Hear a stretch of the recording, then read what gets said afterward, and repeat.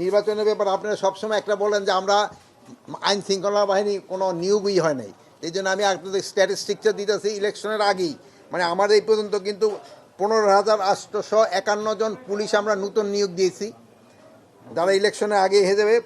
তারপরে আমাদের বিজিবিতে হলো 4,469 জন, আপনারা একটু কাইন্ডলি লেখা নিয়ে, হয়তো দুই একজন এদিক হয়ে 4,469 জন। আনসার হলো 5,551 জন। কারা যদিও ওই ইলেকশনের সাথে জড়িত না, তারপরও 1,558 জন।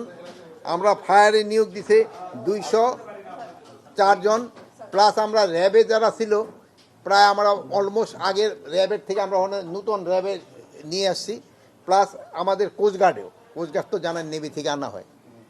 এই সংখ্যাটা যদি কারো কোনো থাকে নিতে পারে, হয়তো একটু এদিক সেদিক হতে পারে সংখ্যাটা। আবার বলি, পুলিশ হলো 15,851 জন, বিজিবি হলো 4,469 জন, আনসার হলো 5,551 জন, ফায়ার হলো 208 জন, আর কারা হলো 1,558 জন।